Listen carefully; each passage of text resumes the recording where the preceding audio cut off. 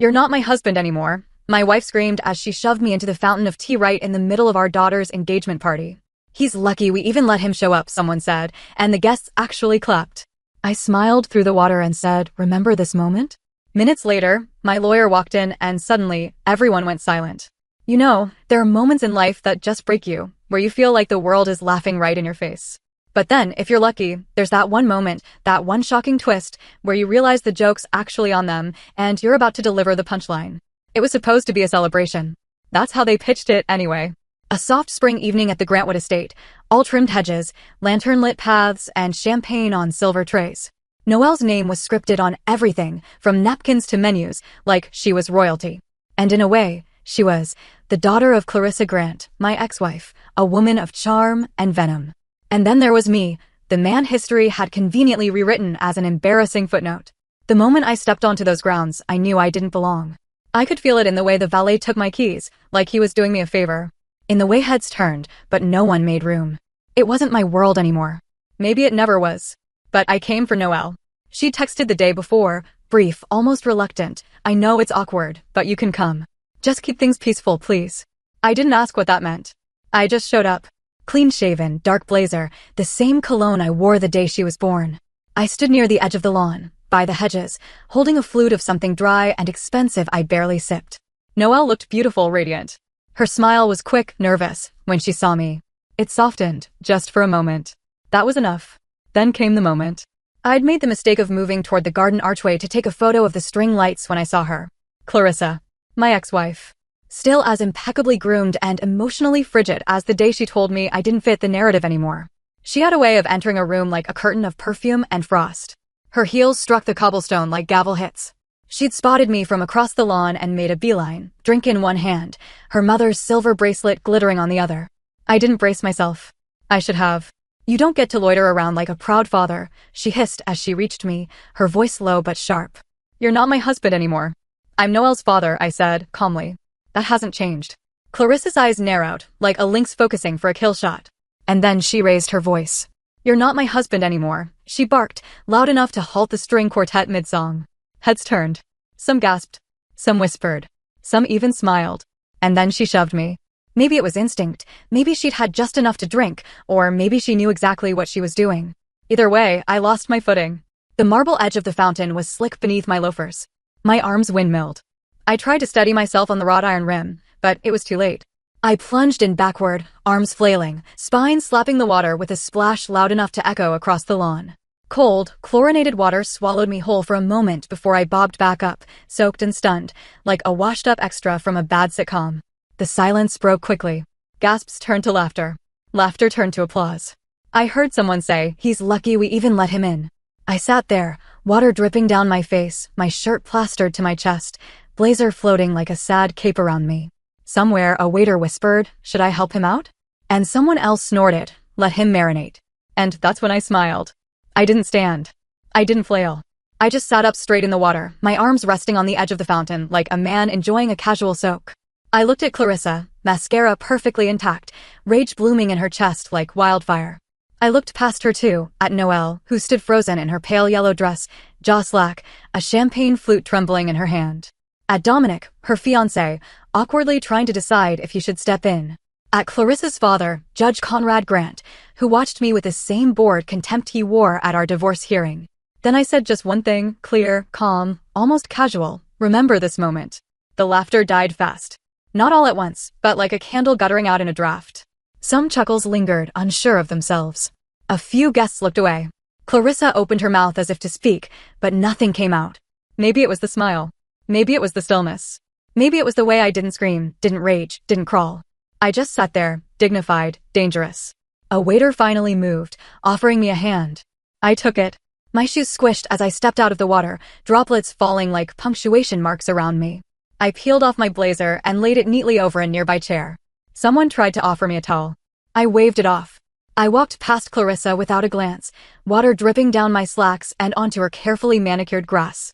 She flinched, just slightly, as though my wet presence might stain her air. I walked back to my post near the hedges and picked up my barely touched champagne flute. And I waited. They had no idea what was coming. They thought the fountain was the punchline, the peak of humiliation. But for me, it was only the start. The fountain didn't break me, it baptized me. The wet blazer still clung to my skin like a second insult. I'd refused the towel they offered, not out of pride, but because I didn't want anything from them. The laughs had faded, the whispers had turned.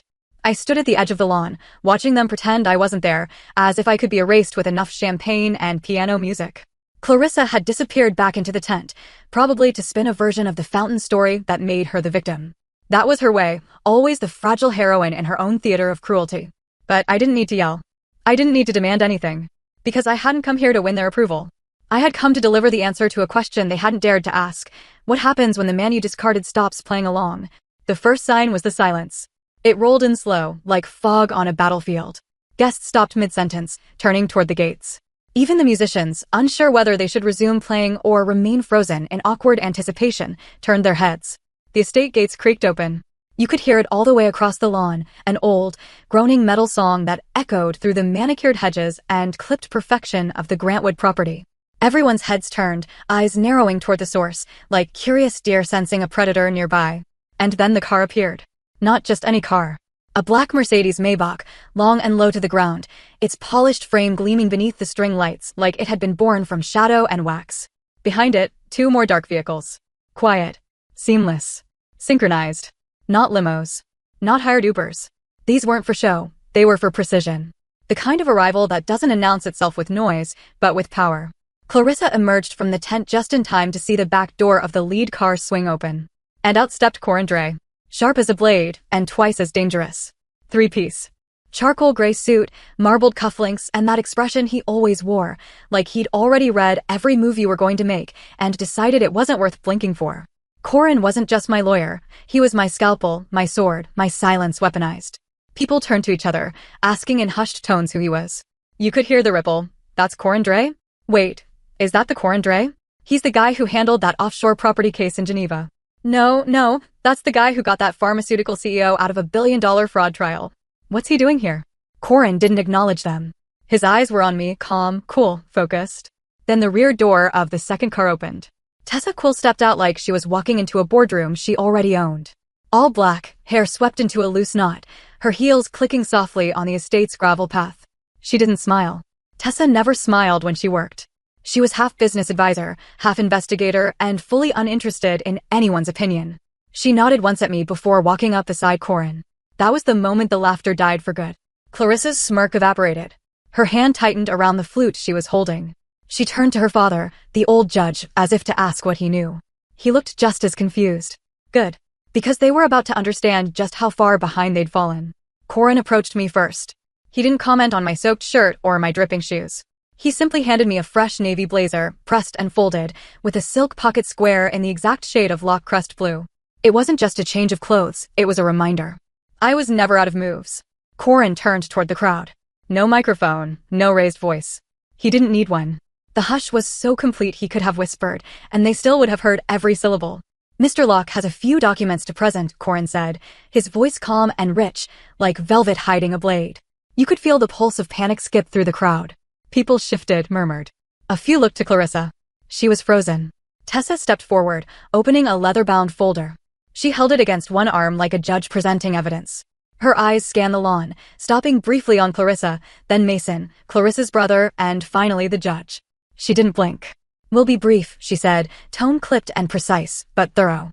Clarissa stepped forward, her heels stabbing the grass. This is a private event. You don't have the right to, Corin held up a hand. Please don't interrupt. You're still in possession of company property and pending assets. That makes this very much our business. My former in-laws looked like a jury being caught with evidence in their pockets. Noelle had moved closer to Dominic, unsure whether to intervene or retreat. Her eyes flicked between her mother and me, something flickering in them I hadn't seen in years. Curiosity. Maybe even something like hope. Clarissa scoffed, trying to regain her footing. This is a stunt. An embarrassment. No, I said quietly, stepping forward, wearing the fresh blazer like armor. That was the fountain. This is something else. Corin reached into the folder and withdrew the first envelope. Legal notifications, he said. Filed, stamped, and served. No one moved, Tessa added. This isn't a party anymore. And that was the moment it shifted. The laughter didn't return. The derision didn't flare up again. People stopped seeing me as the man who fell into a fountain and started seeing me as something else. Something they hadn't accounted for. Clarissa's expression didn't change, but her hand trembled slightly. Just enough. That was enough for me. Because they thought the fall was the end. But it was just the start of their descent. Clarissa was still reeling.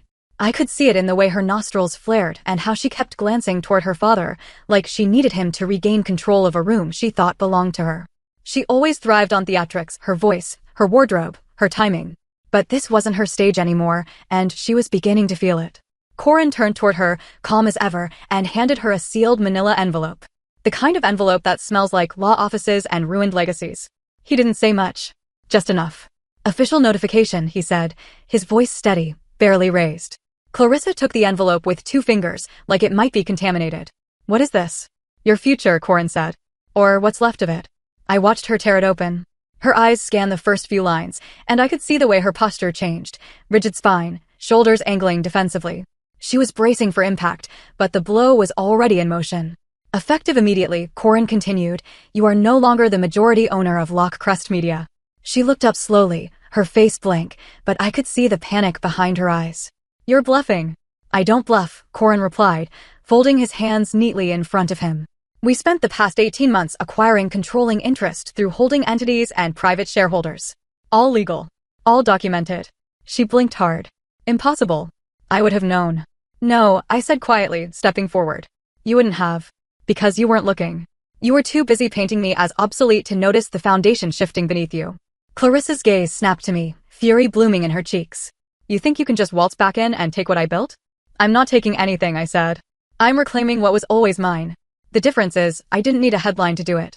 Behind her, Mason, her brother, the eternal yes man, approached. He tried to snatch the documents from her hand, but Corin blocked him with a single, subtle step. Tessa moved in too, her presence quiet but unmistakable. You're going to regret this. Mason hissed, glaring at me like a schoolyard bully unprepared for someone who studied law and revenge in equal measure. Regret? I asked. No. I already did that. I regretted giving you all the benefit of the doubt. I regretted letting my name get buried in your narrative. I regretted thinking loyalty was louder than ambition. But now? I don't feel a thing. Clarissa tried to laugh. It came out brittle, hollow. You're trying to embarrass me in front of Noelle. That's all this is. I turned slowly to face my daughter, who stood a few feet away in her pale yellow dress, her expression caught somewhere between shock and awe. Noelle, I said, this isn't about embarrassing anyone. It's about truth. You deserve to know what's really going on in this family. What's been hidden behind curated images and press statements. She didn't respond, not yet, but she didn't look away either. Clarissa finally barked, this doesn't change anything. But that's where she was wrong. It changed everything. 2 years ago, I was living in a rented apartment off Arbor Lane with a broken credit score and a box of court papers that felt like a coffin. Clarissa had taken the house, the cars, the public sympathy, and worst of all, my daughter's distance. People said I should move on, find peace, write a memoir, and let the dust settle. But I don't believe in letting anything settle that was built on lies. So I rebuilt. Quietly. Carefully. While they laughed at the idea of me consulting for boutique firms, I bought into them. When they said I'd never touch Lockcrest again, I started acquiring small shares through offshore proxies, a trust in Cyprus, a holding firm in the Caymans, a shell company based out of Luxembourg. They were puzzles only someone like Corin could assemble, and he did. Tessa came later, a former corporate auditor with an intuition for deceit. She found the gaps in Clarissa's paperwork, the unreported bonuses, the irregular deposits. She traced every dollar Clarissa moved to keep her socialite status intact, including the ones she used to fund this very party. I didn't need to crash the engagement party. I owned the rights to the tablecloths and the marquee. And now everyone here knew it. Mason tried again, louder this time. This is fraud. You orchestrated this behind our backs. Corin tilted his head. No. What you're describing is called strategy. What Clarissa did with company funds. That's fraud. Clarissa stiffened. Watch what you say, or I'll sue. Tessa pulled another document from the folder. You might want to read this before you get litigious. Clarissa snatched it and scanned the lines. I saw the moment the blood drained from her face. Corin leaned in slightly, his voice low. That's the internal audit you never thought anyone would authorize. It shows how you funneled over $600,000 into non-business accounts for personal use. Engagement party included. You can't prove that. Oh, we can't. Tessa said. Your name is on every transfer, and we have the emails. The murmurs in the crowd surged again, louder this time.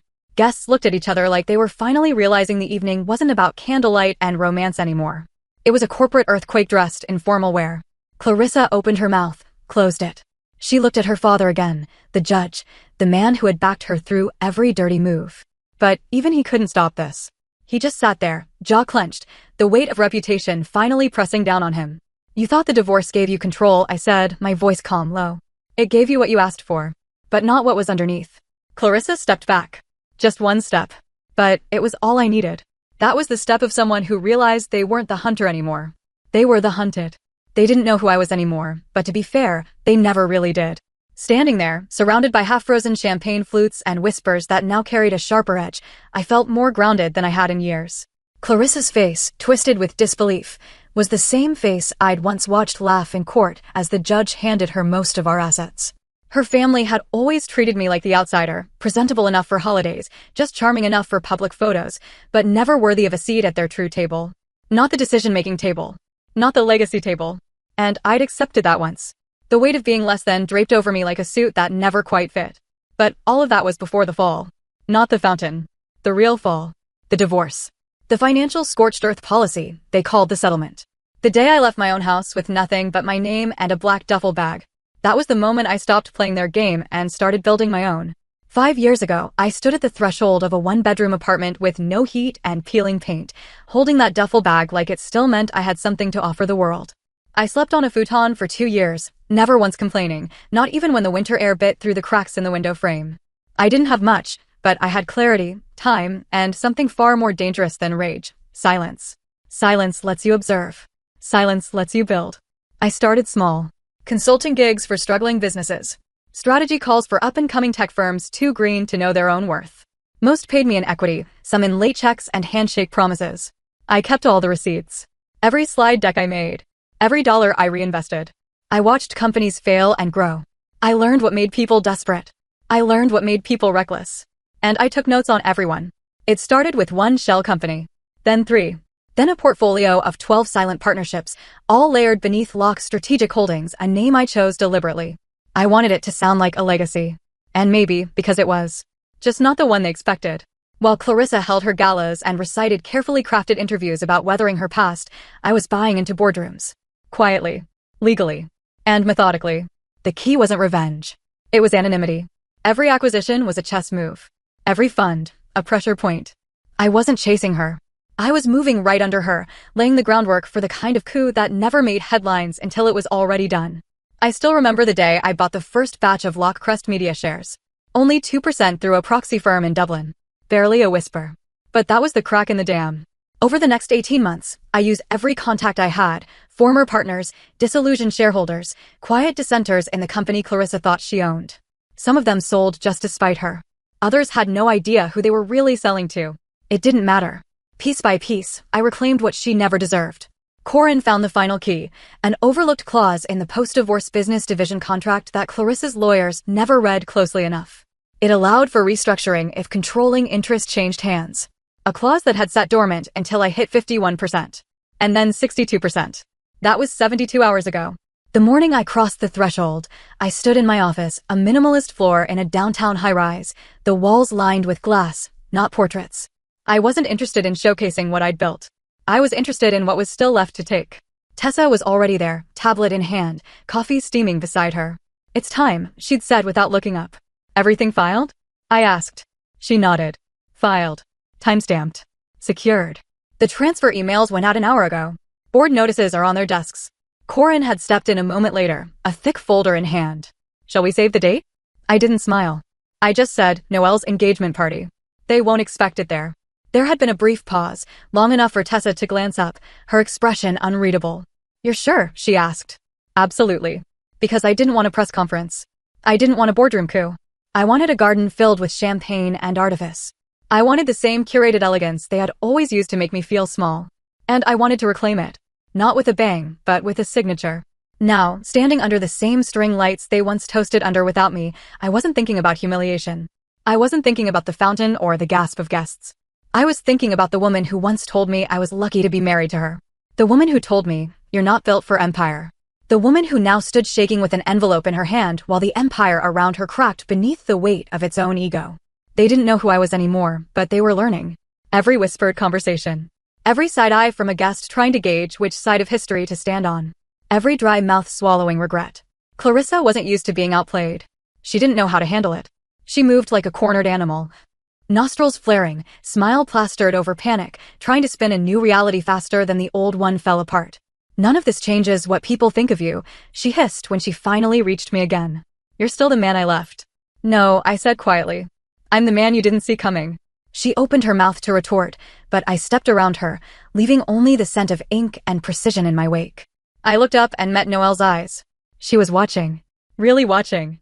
The kind of look that strips years off memory and makes you hope. I didn't wave. I didn't explain. I just nodded once and walked back to where Corin and Tessa stood waiting. Because foundations don't need applause. They just need to hold until everything else collapses.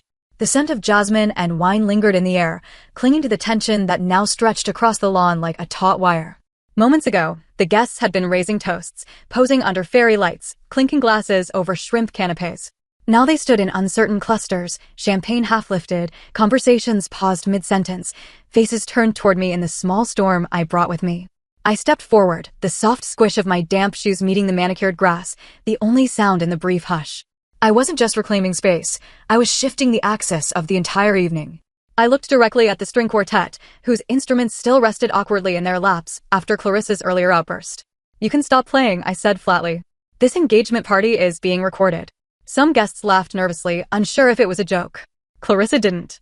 She snapped her head toward me, expression twisted with disbelief. You're insane. This is harassment.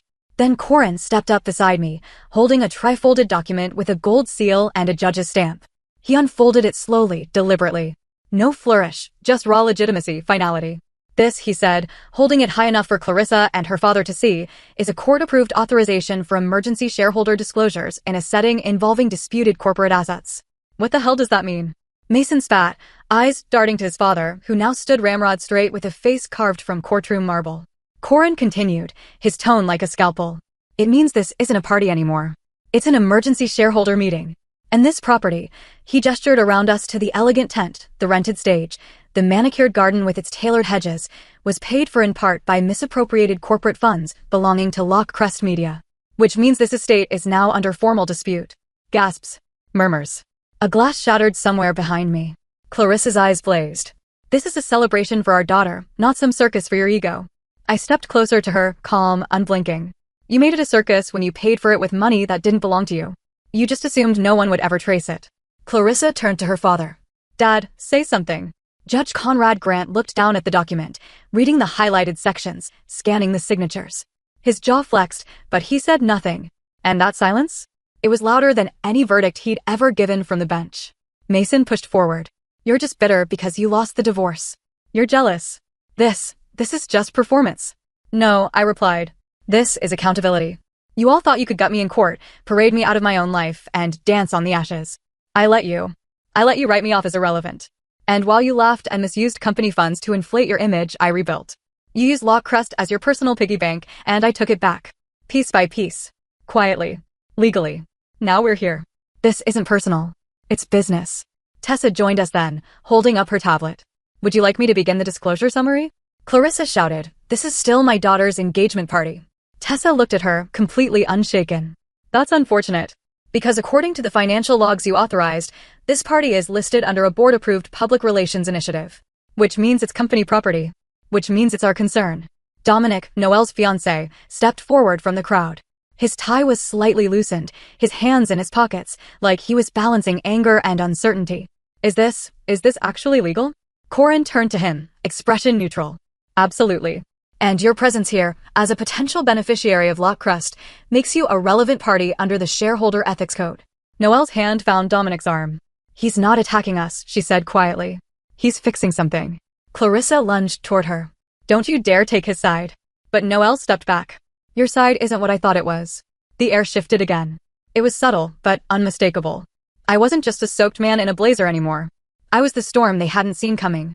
Corin took a few steps toward the crowd.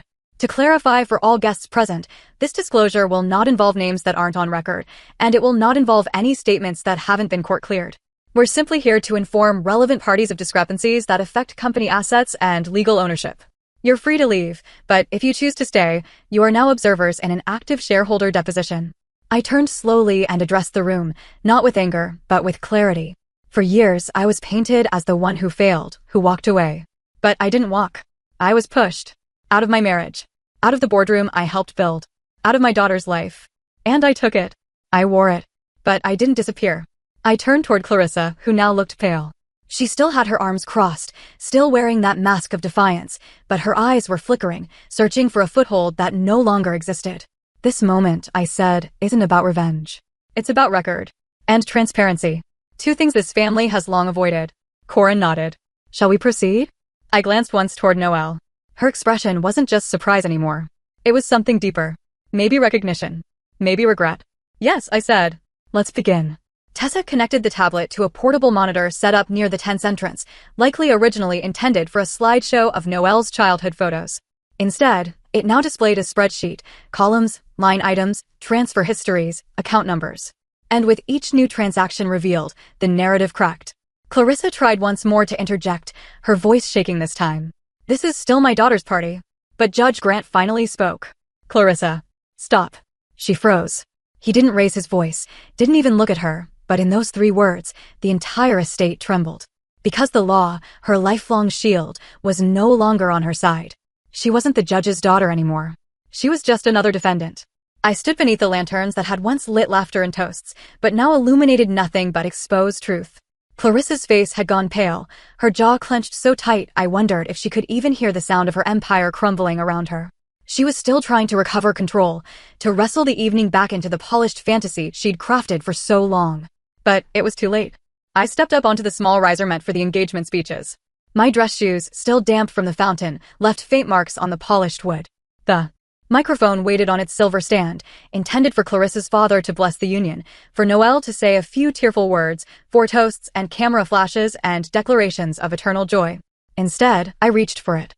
The murmurs dropped to a hush again. This time there was no confusion in their silence, just anticipation. A strange hunger. People love watching power shift, especially when it doesn't belong to them. I tapped the mic once, let the brief feedback sting the air, and then looked directly at my daughter. Noelle, I said softly but clearly. I'm sorry this isn't the engagement party you imagined. I know what it was supposed to be. A celebration of love, family, a future.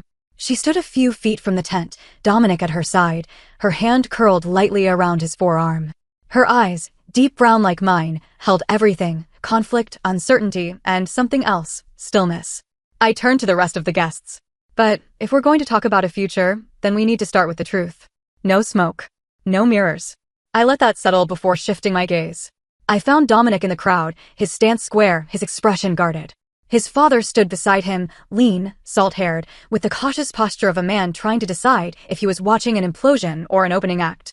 I locked eyes with Dominic. Do your parents know? I asked. How this family has treated me. The man who raised Noelle? The man who showed up for recitals, birthday parties, every scraped knee and science fair, even after I was dragged out of my own home. Dominic didn't blink. They do now. His voice didn't carry anger, just understanding. A quiet kind of allegiance I didn't expect but appreciated. Clarissa surged forward, heels striking the stone like war drums. This is not the time for this. You're humiliating yourself. I turned to her calmly. Clarissa, this stopped being about me the moment you used company funds to manufacture this illusion. You turned a family milestone into a PR stunt. You invited everyone. You're using our daughter's engagement to air your grievances. I cut her off, not with volume, but with finality. No. I'm using this moment to reclaim what was stolen, my voice, my integrity, my place in a family that tried to erase me. I looked back to Dominic. I'm not here to undermine your engagement. I'm here to make sure the man marrying my daughter sees clearly. That you know what stands behind the curtain, not just the curated photos and the floral arrangements, but the rod in the foundation.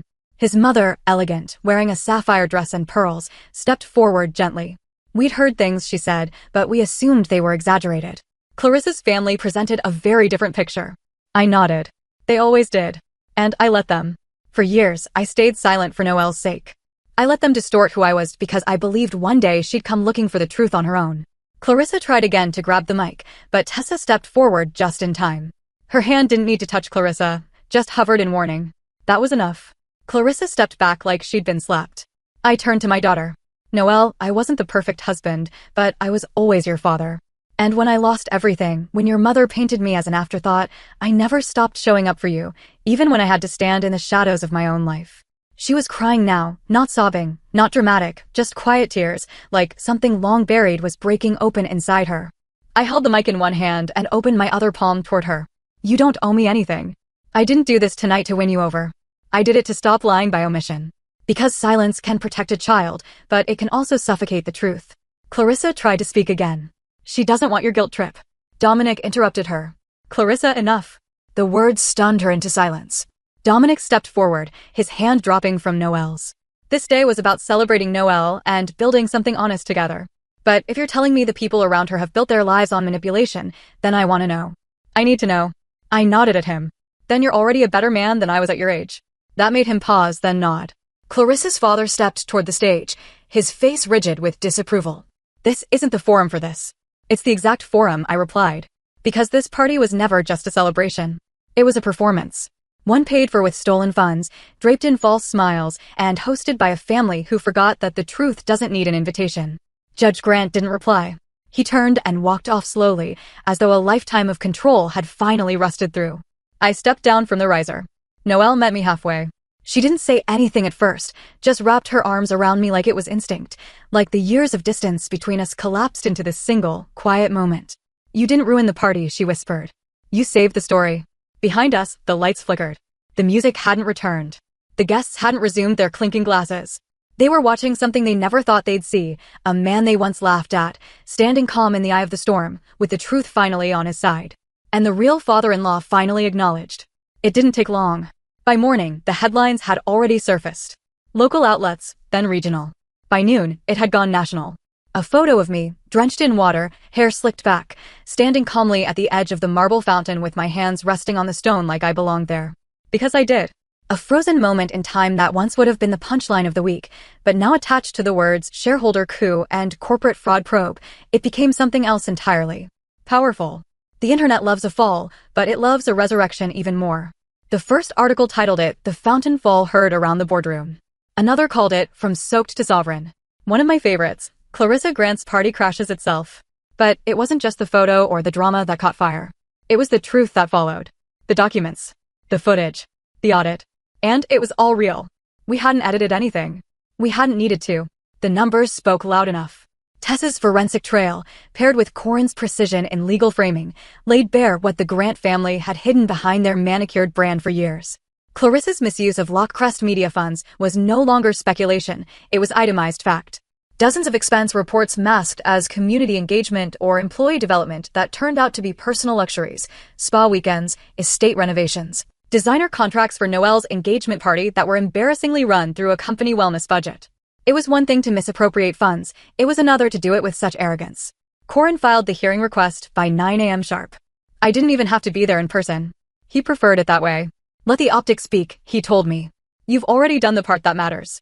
So I sat in my office downtown, sunlight slicing through the blinds like gold bars on the floor, and watched the live stream like a man watching history course correct itself. Clarissa tried to speak at first, always the orator, always sure the room belonged to her. But the hearing was tight controlled. Every time she raised her voice or tried to inject emotion, the chairwoman interrupted with, "We'll get to that. Please stay with the facts." And the facts gutted her. Tessa walked the board through the timeline, receipts, bank transfers, even metadata from PDF edits. Everything connected. Each expense Clarissa had filed under the company ledger came with an annotated counterpart, proof of where the money actually went. The engagement party's garden rental paid through the Lockcrest Wellness and Cultural Enrichment Division. The crystal chandeliers strung above the tent filed as conference lighting. Even the champagne tower had been labeled as client entertainment. By the time the third slide came up on screen, the room had gone still. Not just the board. Not just the Grant family's internal counsel. But the entire live stream audience, watching it unfold like a corporate Greek tragedy. Clarissa broke somewhere near the 45-minute mark. "You people have no idea the pressure I'm under," she snapped. "Do you think it's easy preserving the image of a family falling apart?" Tessa didn't flinch. "That may be true, but you don't get to preserve an image with money that wasn't yours." Clarissa looked to her brother. Mason wouldn't meet her eyes. She looked to her father. He stared ahead, unmoving. For the first time, she stood alone. Not just in name, but in consequence. And I didn't need to say a word. Because the silence was finally working for me. They showed the fountain video next. Not just the viral clip from a guest's phone, but the footage from Tessa's discreet camera, wide angle, clear audio. Clarissa shouting, the shove, the splash, the laughter, the gasps. Then my voice echoing in the stillness. Remember this moment. It echoed again in the courtroom replay, like a prophecy. I saw it all from my office. I watched as the story they thought would humiliate me became the one that unraveled them. And I didn't smile. I just sat still, feeling the weight of it all. Not joy, not revenge, but a quiet kind of justice that doesn't ask for applause. By late afternoon, the board voted to suspend Clarissa pending full investigation. She tried to argue, to pivot, to reframe, but the gavel came down figuratively and literally. And it was done. Clarissa Grant, the woman who once kicked me out of a boardroom with a condescending wave of her hand, was now under investigation by a board she no longer controlled. The PR fallout was fast and brutal. Lockcrest's social media page disabled comments within hours. Sponsors pulled their banners from the homepage. News anchors who once fawned over Clarissa's philanthropic galas now replayed the fountain video with slow-motion captions. Even the judge, her father, came under scrutiny. His signature had authorized several discretionary spending reports. Corin made sure to reference them subtly in the hearing, just enough to raise eyebrows, just enough to make the old man sweat. And through it all, I said nothing. Because I didn't need to anymore. That evening, I got a call. Not from Clarissa. Not from Mason. But from Noelle. She didn't speak at first. I could hear wind, maybe from a balcony or a park bench. Then her voice. Dad. That word. Simple and soft. Did more to shake me than any verdict. I'm here, I said. I saw everything, she whispered. I didn't know it was that bad. It's okay, I said. You weren't supposed to know. They made sure of that. I'm sorry I didn't ask sooner.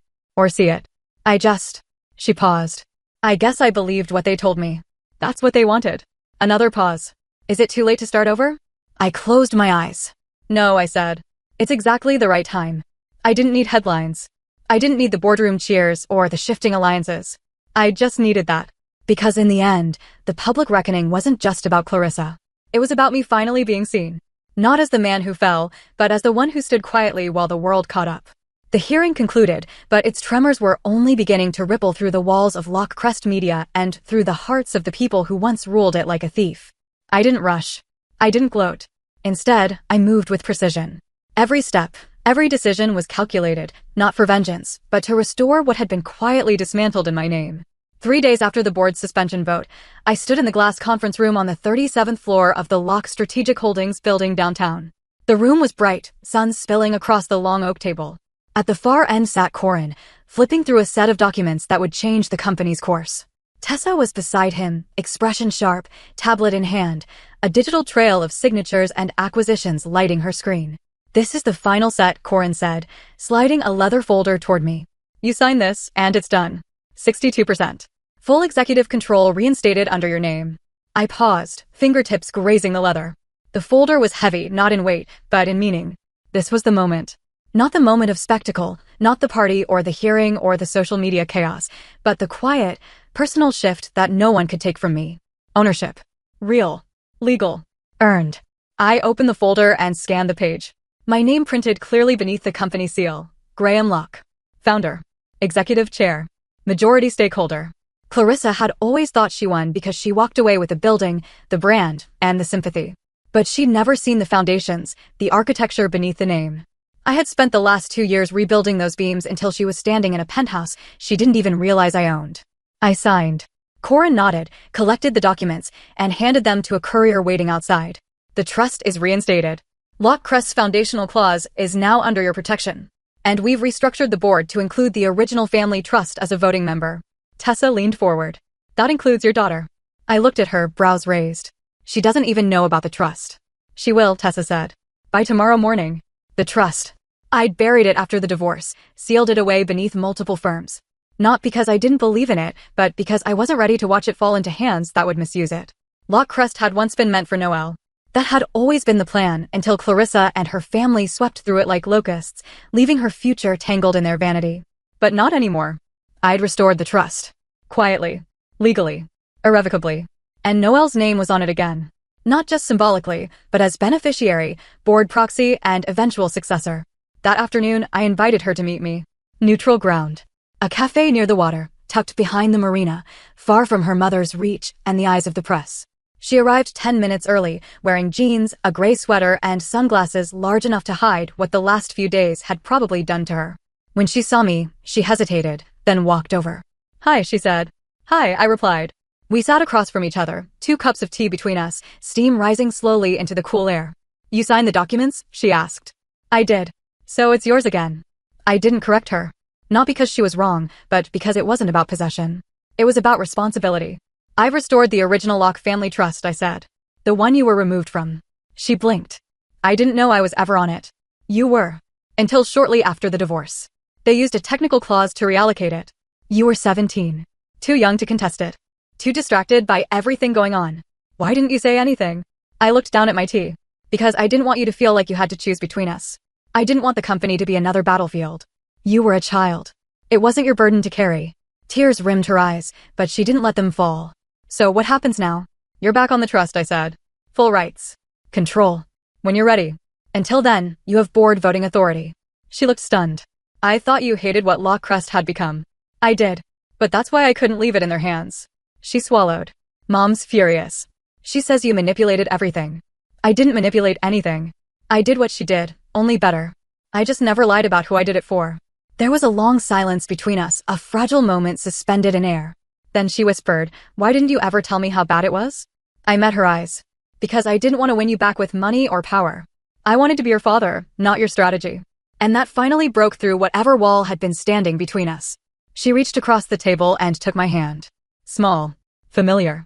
The same hand that once wrapped around my finger when she was an infant.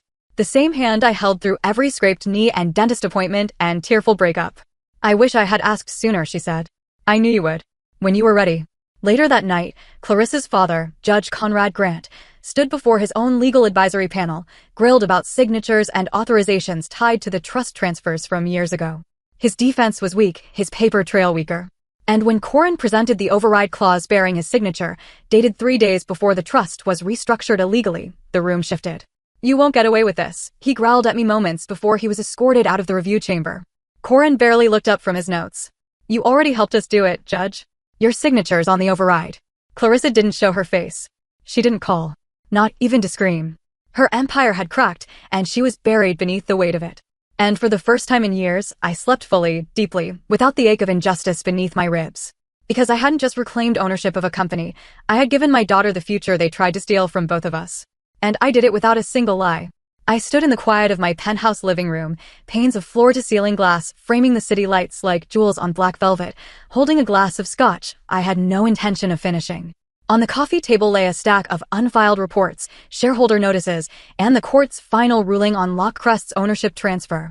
Tessa was still cross-referencing last-minute signatures in the adjacent study, and Corin was on the phone, giving his parting remarks to the last group of disgruntled advisors who hadn't yet come to terms with the new reality. It felt surreal, this calm after the storm. A storm I'd summoned, yes, but also one I'd weathered with deliberate composure. I'd thought revenge would feel sweet. Bitter, maybe, but undeniably sweet.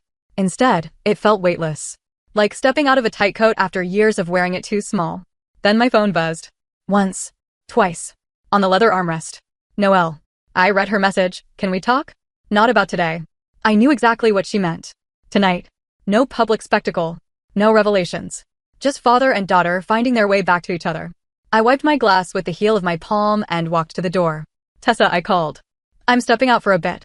She looked up, eyebrows raised. Dinner. Just some air. I gave her a half grin.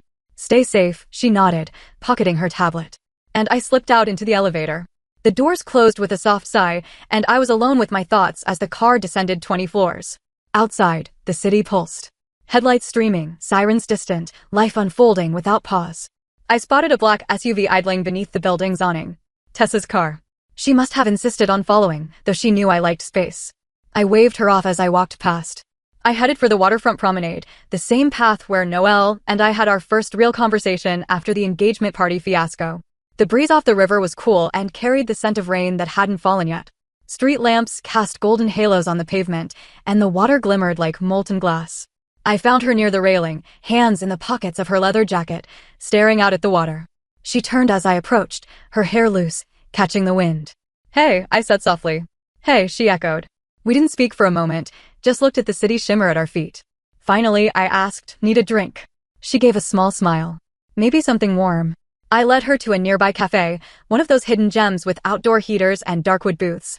We settled into a corner table, and a waitress brought us 2 mugs of hot chocolate, hers with whipped cream, mine with a shot of espresso. Noelle took a long sip, eyes closing for a second. Thank you.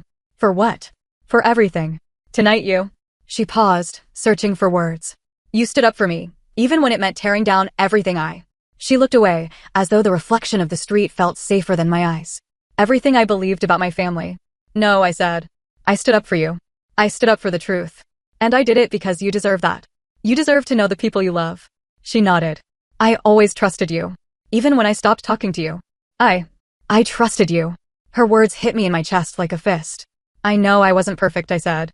I made mistakes. I let them push me away. I thought I was protecting you by staying silent, but maybe I was just protecting myself. She reached across the table and took my hand. You protected me from the beginning. You just did it in ways I didn't understand. We sat in silence again, our mugs warming the space between us. I thought about Clarissa, about her fury, her denial, her absence. Now, no apology was coming. She didn't deserve one. And the silence between us was its own rebuke. Noelle broke the silence. What will you do now? I glanced at my watch, but the hour didn't matter. What do you want me to do? She looked at me, eyebrows wary. I want my dad back. Not the strategist. Not the shareholder. Just you. I felt a flush in my throat, the kind that makes your voice catch. That's all I ever wanted. She smiled, small but real. Then let's start. I squeezed her hand. Anything you need. She hesitated. Just stay with me. Tomorrow, maybe talk about something else. My trip to Spain next month. College visits. Spain? I repeated, smiling. Yeah, tell me more. She leaned back, warmed by the chocolate and the promise of normalcy. It's not just a trip, it's for my study abroad program. But I don't know if I should go with everything that's happened. I feel like I need to be here. You need to do what's best for you, I said. If Spain is where you'll find yourself, you should go. I'll be here, waiting. She nodded, biting her lip. I'll think about it. We finished our drinks. The conversation drifted to lighter topics, books she'd been reading, a movie she wanted to see, her favorite coffee shop downtown. Normal things. Precious things. When we finally stepped back into the night air, the rain had fallen, just a sprinkle, enough to glisten on our jackets. I offered her my arm, and she linked hers through mine. Thank you, she said again. For what? For not letting me go without a fight. I paused under a lamppost, looking at her. You never did. She looked up at me, a flicker of laughter in her eyes. Good. Because I don't know what I'd do without you. We walked back toward the building, footsteps echoing. I thought about the month to come, paperwork to finalize, board meetings, public announcements. But none of that felt as important as this moment. The real victory wasn't the company. It wasn't the court's final ruling. It was this, reclaiming the role I'd lost, rebuilding the bond I'd misplaced. And doing it without apology. Because some things don't need one. By the time we reached the entrance, Noelle paused. Dad? Yeah? Good night. Good night, kiddo. I watched her head inside, safe and sure. Then I turned, walked to my car, and slid behind the wheel. And for the first time in a long time, I knew without doubt that I was exactly where I was meant to be. No apologies needed. Just the promise of tomorrow. 1 month later, the estate where I was shoved into a fountain was listed for sale. I saw the headline on a property wire at 8:30 in the morning, Grantwood Estate to be auctioned under bank order. A familiar photo accompanied the listing, the sprawling lawn, the stone fountain gleaming at its center, the balcony where Clarissa once delivered grand speeches like she was royalty. The caption below read, former home of the Grant family now in foreclosure following financial restructuring. I didn't smile. Not right away. There was a moment, just a moment, where I closed my eyes and let the silence settle. A kind of quiet that felt deeper than peace. Final. Clarissa hadn't called. Mason hadn't reached out. Even Judge Grant had retreated into whatever retirement shell he built to escape the collapse. No statements. No spin. Just absence. It was perfect. I stood on the rooftop of my building, coffee in one hand, the city spread out in every direction like a world I finally owned again. Below me, cars moved like blood through arteries, lives continued. But up here, it felt still. Balanced. Tessa stepped out from the elevator behind me, tablet in hand, sunglasses resting on her head. Her coat whipped in the spring wind. You're up early, she said, approaching with her usual half-smirk. I never sleep late, I replied. Too much noise in my head. She handed me the tablet. Next acquisition already in motion. Investors are waiting for green light by Friday.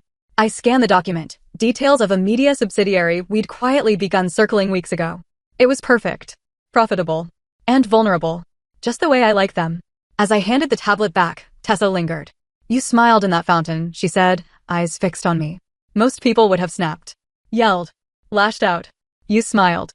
I chuckled, a low, dry sound. Because it wasn't the real humiliation. What was? Thinking I ever needed their validation. I took a sip of my coffee and stared out at the skyline. The fountain was just water. Cold. Brief. What they did to me years before that was the real betrayal. And I survived that. She studied me for a beat. You're not like most clients. No, I said. I never was. Tessa didn't say anything for a moment. Then, more softly, but that night changed you. I watched it. It didn't change me, I said. It revealed me. We both turned toward the edge of the rooftop, where a glass barrier separated us from the drop. A quiet hum of traffic floated upward, but here it sounded far away, like the past. Some people drown in moments like that, she said, her voice distant. But not you. I thought about that night. The water clinging to my suit. The sound of champagne laughter behind me. Clarissa's triumphant smirk, already picturing the group chat messages she'd send with photos of me flailing in the fountain. I'd felt the cold pierce through every layer of pride I still had. But I didn't react the way they expected. I smiled. I let the moment freeze. And I owned it. No, I answered her. I swam through it. She looked at me, eyebrows raised. And I walked out dry. That silence between us lingered, a soft kind of acknowledgement. The kind you share with someone who's seen your blood on the floor and never asked you to bleed again. I stepped away from the edge and headed back toward the stairwell, coffee in hand. Get a new coat, I said over my shoulder.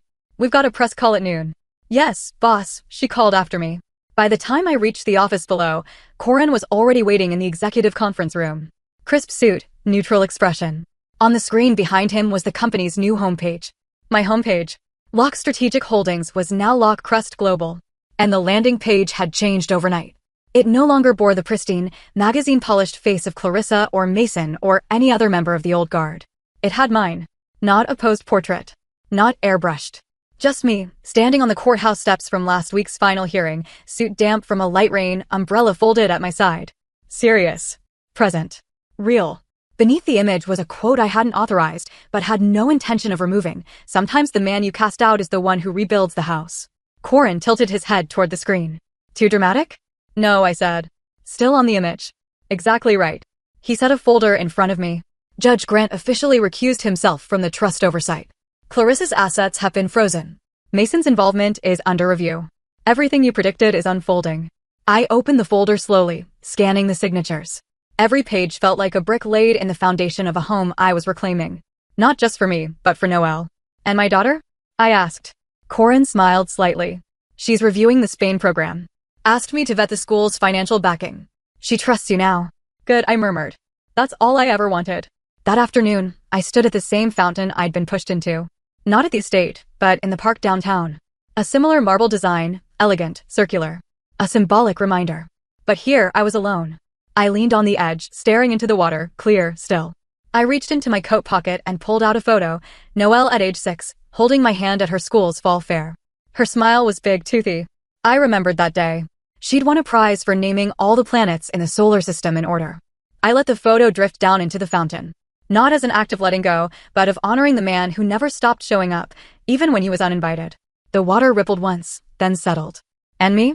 I walked away. Dry,